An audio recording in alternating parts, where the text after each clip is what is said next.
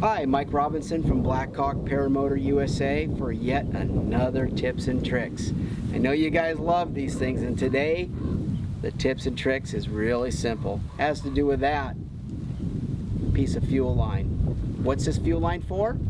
Well, how many of you have activated your pull start and slowly but surely that rope ground against your main cord that tightens your net and breaks it, or just frays it? This little solution works, and I'm going to show you how to do it in less than 5 minutes. Prior to getting started, I'll point out a few things to you. First off, if you ever have trouble reaching your pull start handle to start, like in the air for instance, or while the unit's on your back, you can always add a longer extension. There's plenty of cord on our pull starts to add a little bit longer extension. I like about 2.5 to 3 inches. Some people shorter, some people longer. First off, make sure that your net is really tight, because when you tighten it, it will move this area here, stretch it out one direction or another, or maybe both, which means that our installation is not quite correct. This net is very tight, so it's going to be perfect. 3 easy tools that are needed: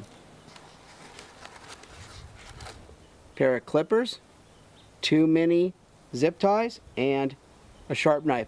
Razor knife works well.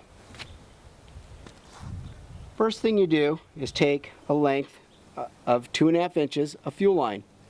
I like the smaller diameter fuel line. This is 3/16. You can use 1/4 inch, it really doesn't matter. What you want to do is cut only one side, or slice only one side. Careful here, don't slice my fingers. You all would love to see that, I'm sure.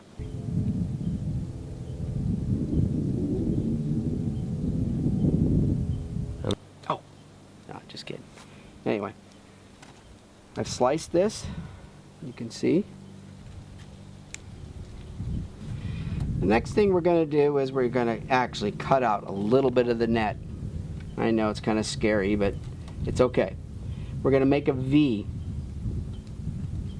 So I'm going to cut this piece, unwrap it, and cut this piece.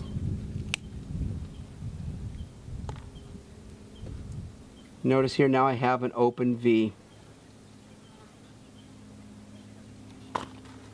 Then we're going to open the fuel line,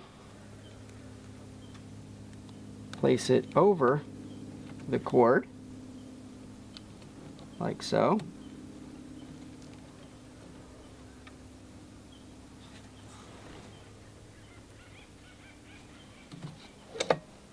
Now you can see that if this cord does hit the fuel line, it's not going to fray the cord that keeps the net tight. Last but not least, I go back to my faithful zip ties. Remember, the smaller ones create a little bit more bite. Tighten it as much as you can, that way it doesn't slide back and forth.